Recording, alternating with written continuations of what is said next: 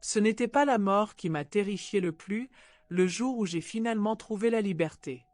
Non, c'était le silence. Ce silence assourdissant après des années de hurlements muets, d'ombres suffocantes, d'une vie entière passée à espérer qu'un cheval puisse, d'une manière ou d'une autre, me sauver.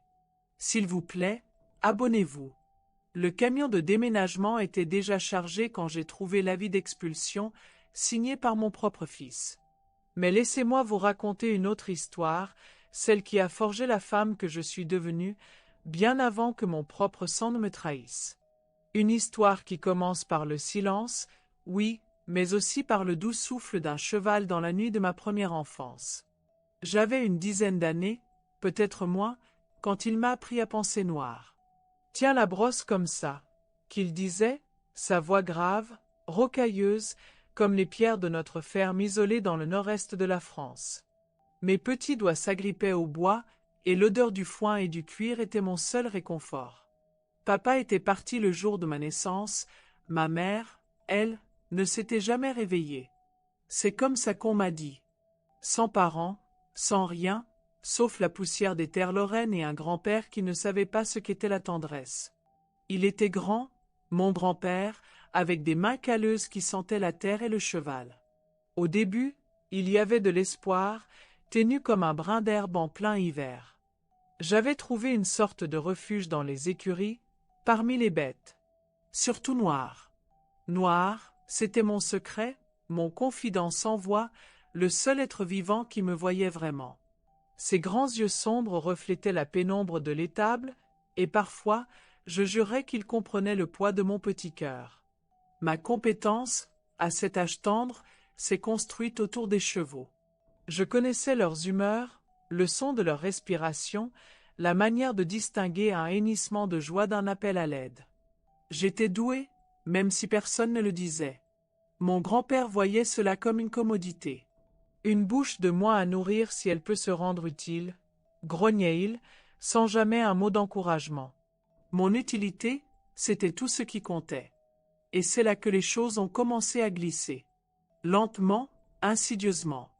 Il parlait de dressage, d'éducation. Des mots creux, vides de sens, remplis d'une noirceur que je ne comprenais pas encore. Il y avait des chuchotements, des ordres doux mais fermes au début, quand il m'apprenait à tenir les rênes, à guider Noir. Puis, ces chuchotements se sont transformés en menaces voilées, la promesse d'une douleur pire que tout si jamais je parlais. Si jamais je pleurais. La peur était une corde serrée autour de ma gorge, et la solitude, un mur infranchissable. Le monde des adultes était un mystère douloureux. Le grand-père était le gardien de ce mystère, l'architecte de ma prison silencieuse. Les nuits étaient les pires. L'odeur de sueur et de terre, le foin qui piquait, et cette sensation de glace et de feu tout à la fois. C'était toujours sous prétexte de préparer le cheval, de vérifier sa santé. Des rituels macabres qui se répétaient, encore et encore, dans la pénombre des écuries, puis dans le grenier de la grange, où le foin s'amoncelait comme un lit de torture. Je me souviens d'une fois, un après-midi gris, le vent soufflait en rafale contre les vieilles tuiles. J'étais dans l'écurie, les mains tremblantes, alors qu'il me parlait à voix basse, ces mots des dards empoisonnés. Noir, dans son box, avait baissé la tête, un lourd soupir s'échappant de ses naseaux. C'était comme s'il sentait l'atmosphère lourde, viciée. Je l'ai regardé, et dans ses yeux, j'ai vu une tristesse familière. Une tristesse qui me disait que je n'étais pas seul à porter ce fardeau invisible. Mais que pouvais-je faire? J'étais une enfant, piégée. La seule échappatoire était dans mon esprit, un lieu secret où personne, pas même lui, ne pouvait aller. Puis, un jour, la fissure est apparue. Un vétérinaire est venu, un homme aux yeux doux et aux mains expertes. Il parlait avec mon grand-père, et je me tenais là, une ombre silencieuse. Pendant qu'il examinait Noir, il m'a adressé un sourire. Un simple sourire. C'était la première fois qu'un adulte me regardait avec une telle douceur, sans jugement, sans menace. Un éclair, fugace, dans la tempête. Mon grand-père l'a vite repéré, bien sûr, son regard suspicieux mordant sur moi. Mais la graine était plantée. Une minuscule étincelle d'espoir dans l'obscurité. J'ai commencé à observer. Vraiment observer. Non pas les chevaux, non pas les champs, mais lui. Ses habitudes. Ses cachettes. Ses moments de faiblesse, aussi rares fussent-ils. La grange, le cellier, le petit bureau où il gardait ses papiers. J'étudiais le chemin qu'il prenait pour aller au village, la durée de ses absences. Chaque détail était un morceau du puzzle, une pièce du plan qui prenait forme dans mon esprit avec une précision chirurgicale, malgré mon jeune âge. C'était une danse macabre, une stratégie silencieuse menée par une enfant contre un géant. J'ai commencé à cacher quelques affaires dans un vieux sac en toile, sous la paille de l'écurie. Un morceau de pain sec, une bouteille d'eau, une couverture fine. Les objets symboliques de ma future liberté. Le temps s'écoulait comme la mélasse, chaque jour une éternité de terreur contenue. Mon silence était ma force et ma prison. Je ne pouvais pas parler, mais je pouvais penser, planifier. Mon corps était marqué, mais mon esprit, lui, restait intact, une forteresse inexpugnable. L'injustice rongeait mes entrailles, se transformant en une rage froide, une détermination inébranlable. Vous avez déjà ressenti ça? Ce sentiment de vouloir crier, mais de devoir contenir chaque parcelle de votre être pour survivre? C'est ce que j'ai vécu. Puis, le destin, ou peut-être une force supérieure, m'a tendu une perche. Un ami de mon grand-père est venu un soir. Une visite inattendue. Ils ont bu, beaucoup. Le rire rauque de l'ami, la voix de mon grand-père qui s'épaississait. J'étais caché dans l'ombre, observant, attendant. Le corps de mon grand-père s'est affaissé sur la table. Inconscient. J'ai senti une décharge électrique traverser mon corps. C'était le moment. Maintenant ou jamais. Mes mains tremblaient, mais mon esprit était d'une clarté absolue. Le sac, je l'ai récupéré. Je me suis glissé dans l'écurie, le cœur battant à tout rompre. Noir m'attendait. Je l'ai scellé, mes petits doigts nouant les courroies avec une rapidité que la peur seule peut donner. Il sentait mon anxiété, mais restait calme, me laissant faire. Je suis monté sur son dos, pour la première fois avec un sentiment de puissance, non de servitude. La nuit était sans lune, le vent soufflait à travers les arbres de la forêt qui bordait la ferme, un murmure sinistre mais aussi une promesse.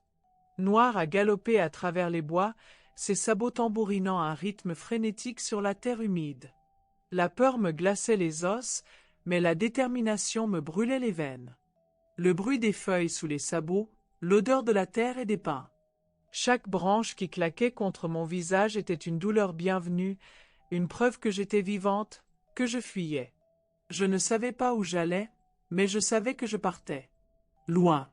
Finalement, après ce qui a semblé une éternité, nous avons atteint une route. Une route. L'asphalte noir sous les étoiles. J'ai vu des phares au loin. Un véhicule. J'ai agité mes bras, hurlant, ma voix écorchée par le vent et les larmes. La voiture s'est arrêtée. Le conducteur, un homme d'âge mûr, a vu mon visage déformé par la terreur et la poussière. Il a compris. Il m'a emmené. Les gendarmes. Les lumières vives. Les questions. Mon grand-père est arrivé peu après, hurlant, me traitant de folle, disant que j'étais sa propriété. Mais le conducteur était là. Un témoin. Sa présence a changé la donne. J'ai été emmené, mis en sécurité. Pour la première fois de ma vie, j'ai dormi sans le poids de la peur sur ma poitrine. Le chemin a été long. Les entretiens avec la travailleuse sociale, les témoignages, la préparation pour le tribunal. Chaque mot était une lutte, une victoire. Noir, mon sauveur silencieux, avait été placé dans une ferme voisine, un réconfort lointain mais palpable. Le jour du procès, mon grand-père était là. Ses yeux noirs, perçants. Mais cette fois, je n'avais pas peur. J'ai parlé. J'ai raconté. Chaque détail, chaque horreur, ma voix claire et forte, comme jamais auparavant. La justice a été rendue. Il a été condamné à une longue peine de prison. J'ai été placé dans une famille d'accueil, chez un couple âgé et merveilleux qui m'a offert un amour patient, sans rien attendre en retour. Des nuits entières de cauchemars, des cicatrices profondes, oui. Mais aussi des rires, des câlins, des mots doux. J'ai appris à lire, à écrire, à vivre sans la peur constante. Noir venait me voir parfois, porté par un voisin bienveillant. Ses grands yeux sages me rappelaient ma force. Aujourd'hui, des décennies plus tard, je ne suis plus la petite fille terrifiée. Je suis une femme qui a survécu. J'ai reconstruit ma vie, pierre par pierre. Le passé ne s'efface jamais complètement, il est gravé en moi. Mais il ne me définit plus. Je vis en liberté, sachant que personne ne m'emprisonnera plus jamais. Ma voix, autrefois étouffée, résonne maintenant. Et dans ce nouveau silence, je trouve ma paix.